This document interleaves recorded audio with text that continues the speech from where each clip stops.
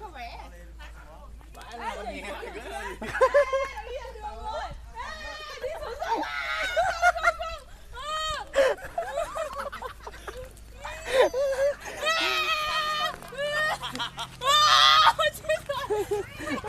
Aduh, aduh.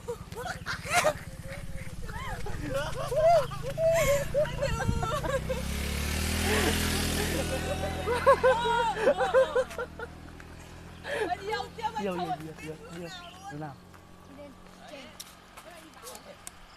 Chơi như thế nào hả anh? Bây đi xuống rồi gì bảo không? Em biết chú bảo gì không? Lên thì dễ xuống khó. Đi.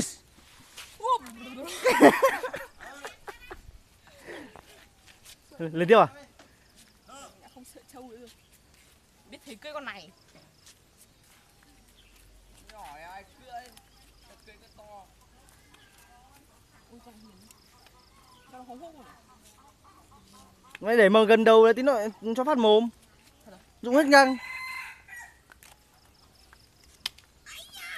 Nhẹ thôi em.